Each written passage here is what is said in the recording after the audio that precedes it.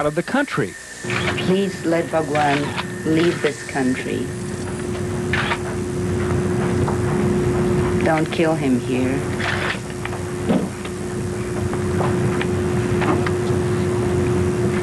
He's done nothing wrong.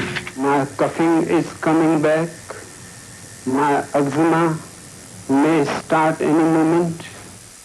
Most of all, every chance he gets, Rajneesh says, he's done nothing wrong. I cannot go to jail because I have not done anything. And if I go to jail, then America becomes Soviet Union. Then it is no more a democracy. Then America goes down the drain.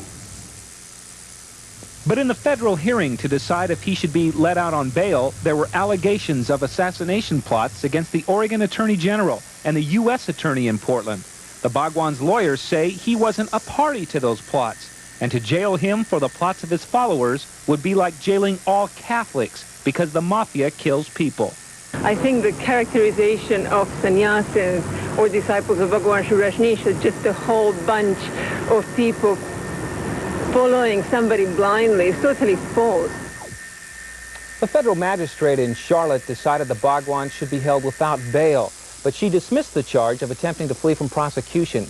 How did it all come about? Well, we'll explore that in this next half hour, and we'll look ahead. But first, let's look back. Joining us now, Channel 2's Jim Hyde, who was the first Oregon television reporter to visit Rancho Rajneesh back in 1981. A little more than 4 years ago, Jeff, and if you'll recall, and we will recall together tonight, Oregon's relationship with the Rajneeshis has gone from curiosity about a unique commune to fear of takeovers of the local government to accusations of attempted murder. At first, no one knew what to make of the newcomers.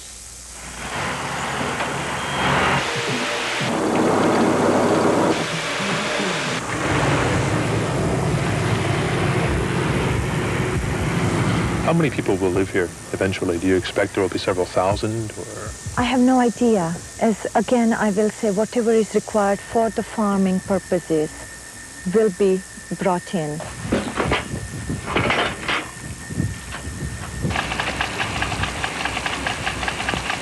Back in September 1981, Rancho Rajneesh had a population of about 60 people, including the former owner's foreman, Bob Harvey, who agreed to stay on and help the newcomers learn how to run a ranch.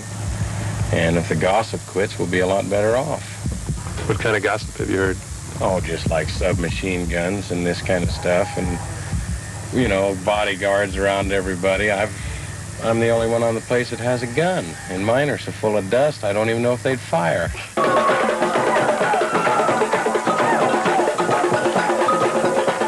How many automatic weapons do you have? Do your peace officers have? I'm not going to tell you. The semi-automatic armaments appeared as the crowds and controversy built around Bhagwan. The first so-called World Festival in July 1982 drew an estimated 6,000 people. 1 year later, 14,000 came. It's worth coming to see him, man. Why? What does he do for you? Oh, beyond all explanation. The closest thing is love, man. It's just, you can't not do it. I mean, if he's available, you've got to come and see him. The citizens of Antelope, the nearest town, would have liked never to see Bhagwan again.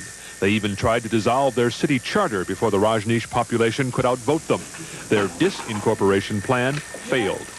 1 month later, in May 1982, residents of Rancho Rajneesh voted to incorporate part of their land as the city of Rajneeshpuram. The legality of that new city is a question still in the courts. Meantime, the sannyasins expanded their holdings in Antelope as a hedge against future legal decisions outlawing Rajneeshpuram. We still have to provide the things we need at the closest, most feasible place we can. And granted, Antelope will never fulfill what we need ultimately, because it will never be what we have on the ranch. It will never provide that kind of service to us. It does provide an interim situation. The current city council is completely irresponsible. More Oregonians began to agree with former Antelope City Councilman Don Smith when Sheila announced the Share a Home program in September 1984. So-called street people from all over the country were invited to the ranch. Others thought the homeless had been collected in order to swing the coming Wasco County election. I know the community's intention. They're going to take the election like a snap. But state elections officials set up special voter registration hearings. Rajneeshis and their guests boycotted them and the election. Some street people were dumped on the streets of Portland. Tensions between Rajneeshis and Oregonians were worse than ever. One time, I tell you what Mr. Purbush did. I'll tell you what, Sheila, you have, A, you've had your opportunity to speak. B, if you're going to use obscenities, you're going to forfeit any opportunity to speak. And C, I said that Mr. Purbush would have a final word, and he will, and if you're not quiet, we'll just cut the mic off. In that case, we'll cut the microphone off right now. My master teaches me, if the truth antagonizes, it's perfectly okay. It is your network who has put obscenity and profanity to provoke the state of Oregon. But it came out of your mouth. No, it didn't come out of my mouth. I heard it. I'll tell it now. Your network can go and jump in a lake. Take your microphone and leave.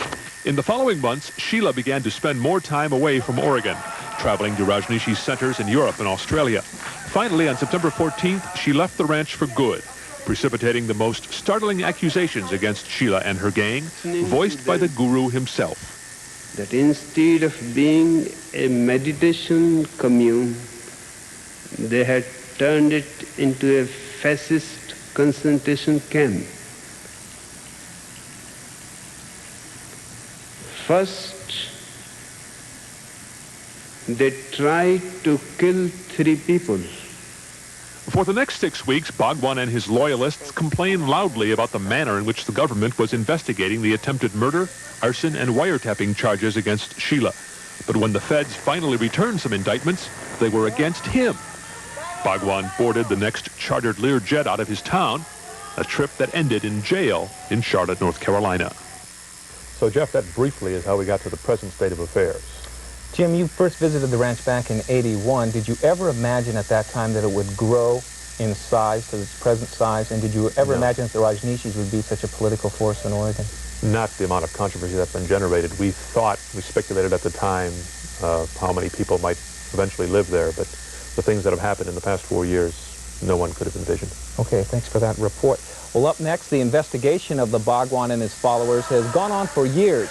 How did it finally lead to arrests? We'll talk with agents in charge of the Immigration and Naturalization Service and the U.S. Customs Service in a moment. Our biggest Sony sale in 22 years. All Sony TVs, Sony VCRs, Sony audio on sale now. Save as never before. Sony 19-inch remote color TV, $388. Sony audio system with dual cassette, $398. Sony VCR multi-programmable, $298. Sony 13-inch color TV, $288. Now that's Tom Peterson's. Keep up with America and kick your smoking habit. Now's the time to keep that big promise to yourself and your family. Clear the air and clean up your act with America's 5-day plan to help you stop smoking forever. Then join us for a royal tour of London and visit the favorite haunts of Charles and Lady Di. Plus, a special side trip to Lime Street for a visit with Robert Wagner. And cuddle up with Newhart sweethearts Julia Duffy and Peter Scolari when you keep up with America. Monday at noon on Channel 2. Grab some popcorn and get ready for part 1 of Solid Gold Salutes the Movies. We're counting down the top tunes of the silver screen with the Pointer Sisters. Christopher Cross with Arthur's Theme. Plus, classic onstage performances from Rick Springfield, Jennifer Warnes, Joe Cocker, and Bonnie Tyler. Now, relive the memories and the music of the movies with Dion on a special Solid Gold. Sunday afternoon at 2 o'clock on Channel 2. The unique experience of motherhood is joyful and exciting, but for teenage mothers, it can also bring overwhelming problems and responsibilities. Hello, I'm Denise Kovacevic from Channel 2 News. The Boys and Girls AIDS Society of Oregon provides support to adolescent mothers with medical care, counseling, schooling, and shelter. The maternity program is just one of the many valuable programs sponsored by the Boys and Girls AIDS Society. As the United Way agency, it depends on your donations. Please give to the United Way.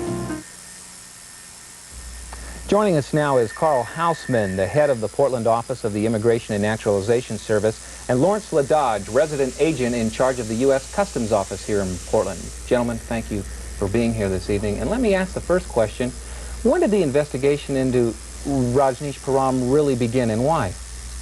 The investigation began approximately in mid-1981, and it began as a result of a letter of complaint that was forwarded to the Attorney General of the United States complaining about possible violations of U.S. immigration law regarding marriages.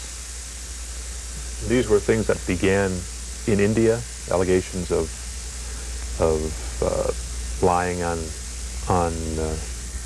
forms that were filled out in India to bring some people to this country? Well, that came later. Actually, the original... those words, but... Yes, but the original allegation was concerning marriages that were currently taking place in the United States in order to facilitate the entry of individuals into the United States. This was the same time you were also considering the entry of Bhagwan himself. As I recall, he came here on a short visa for medical treatment, is that correct? That's correct. He arrived in June of 1981 on a visitor's visa for the purposes of receiving medical treatment. And that had a termination date? That original termination date was October of 1981, and a request for an extension of time beyond that was made and approved. Mr. Ladodge, what was the thrust of the Customs investigation into Rancho Rajneesh? Well, Customs has been for almost since they arrived. We were receiving disturbing reports of sannyasins around the world, and not a lot, but consistent reports that they were being jailed as couriers, drug couriers. That's all public record. So we, as immigration, became interested. We also became interested because of allegations of currency coming in, of drug smuggling. And there are people out there right now that have been involved in such violations. And so we began monitoring also. And this is something that concerned us. And those investigations are continuing. Are there any indictments coming on residents of the ranch now for those Not kinds at of charges? this time. We have several investigations underway involving people involved in the ranch. We just arrested a top 15 fugitive that had been out there recently. He's in Canada right now. He's a sannyasin. We arrested him the first time back in 1972 for drug smuggling, and he has drug and currency charges pending against him. And you've linked him as a resident of the commune, at least? We've linked him out there at the commune, and he is awaiting extradition out of Canada right now. Most recently, this past week, or actually longer than that, there's been surveillance on the airport at Rajneeshpuram to watch the comings and goings, and last Sunday, of course, with the going of Bhagwan himself. How did your officers maintain that surveillance? Were they physically there? We monitored the Rancho Rajneesh airport from Portland with the assistance of the FAA towers, Seattle, Portland, Redmond. Essentially, as a result of the U.S. Attorney requesting some assistance in border watches as things progressed in the last month. And of course, that culminated Sunday with the jets departing the ranch airport. Mr. Houseman, there's some speculation that perhaps maybe Bhagwan wanted to get caught. He obviously knew that the airport out at Rancho Rajneesh was being watched very carefully. Have you heard any of that speculation? I haven't heard any of that particular speculation. I think he obviously knew that something was happened. It seems fairly certain as a result of the court action in Charlotte earlier this week that his attorneys knew prior to his departure that he was to be named in an indictment and that arrest warrants had been issued for he and others. And so I think it became fairly common knowledge out there that the Immigration Service was about to execute warrants for their arrest. Is that surveillance continuing, Mr. Ladodge? We're continuing to monitor it. It's certainly not anything like it was. We haven't lost interest in the activity out there by any means. Have you noticed a lot of people leaving the ranch, coming and going from the ranch, sannyasins? I mean, there has been a lot of press there, correct? Well, we see activity both ways. I can't say to what degree, but there's certainly people leaving, and there's also people arriving. It's pretty constant. Your best guess, gentlemen, at when Bhagwan will come back to Portland and have a hearing here? Essentially, it's It's a move that's up to the U.S. Marshal Service, and in concert with their moves throughout the United States of people that are in their custody. My best estimate would be sometime around the middle of next week. Gentlemen, thank you for joining us tonight. Well, in a moment, how are the Rajneeshis reacting? What are they planning? And what is their future? A spokesperson from Rancho Rajneesh when we come back. Hi, I'm Mary Starrett. And I'm Paul Inman. We'll start the week Monday on 2 at 4 with Police Chief Penny Harrington. Her life is being glamorized by Hollywood producers, and she'll tell us how she feels about that. Tuesday, we'll play the wedding wheel with KMJK's Kent Phillips and his wife, and Z100's Dan Clark and his wife. They'll match marital insights and win big prizes. On Thursday, we'll talk about health problems that affect women over 35. And Friday, Elaine Busby will get us away to the coastal town of Astoria. Please tune in. I'm Kirstie Alley. I play the role of Virgilia in ABC's epic miniseries North and South. Join Kirstie, along with Robert Mitchum, Hal Holbrook, Gene Kelly, and Elizabeth Taylor, as ABC brings to life the story of two families divided in the turbulent clouds of a civil war. North and South, an American saga, a unique television event coming November 3rd. Right here on Channel 2 in the Northwest. I have experience in this life by doing past life regression work approximately Spokesperson for Rajneeshpuram, welcome. Hello. Let me ask you this right off the top. Why would Bhagwan leave the security of the commune? You have the mountains there, you have the one entrance, you have security guards. Why did Bhagwan leave? Well, I can only speculate, as I knew nothing of his departure until the following day, practically, for certain. I know that to live on the ranch, it was becoming more and more of a feeling of being enclosed.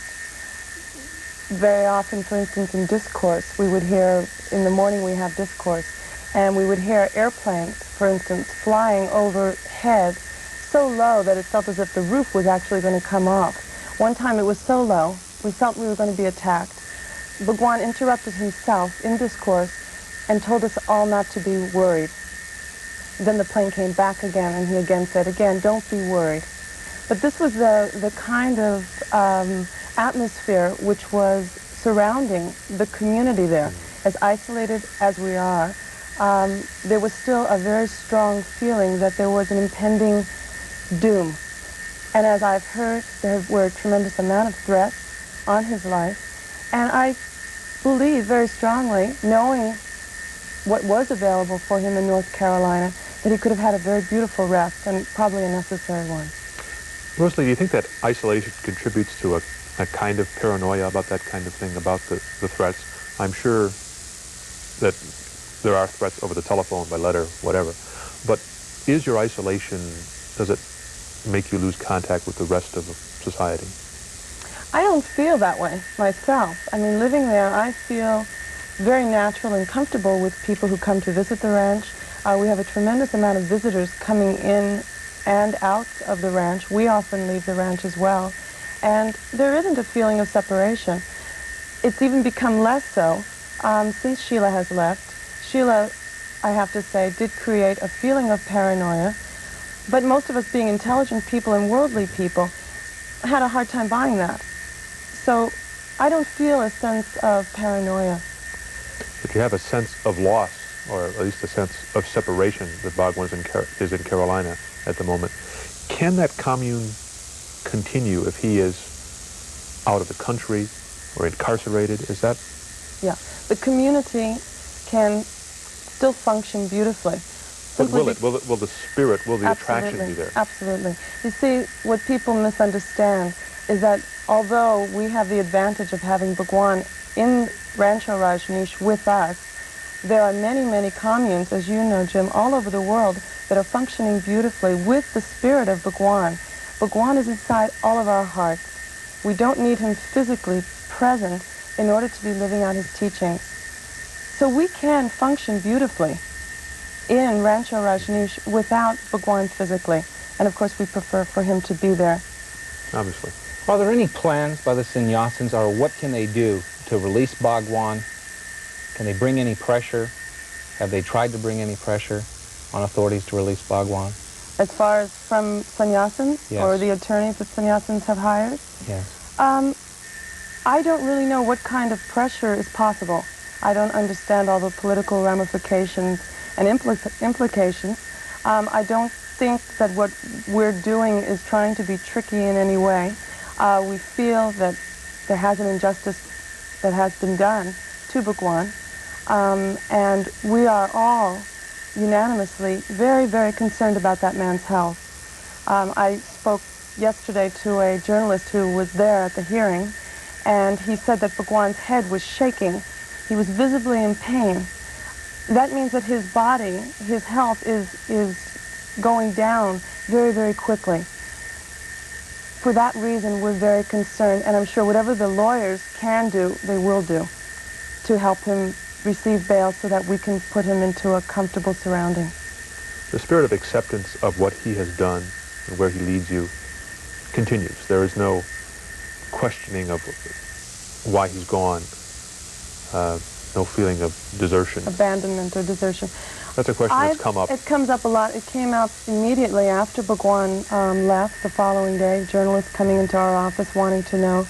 And I, for one, do not feel abandoned. I don't feel that Bhagwan owes me his life. I feel grateful for every moment I have with that man. And he certainly doesn't ask when I'm leaving or where I'm going and expect for me to report to him. It's mutual. It works both ways.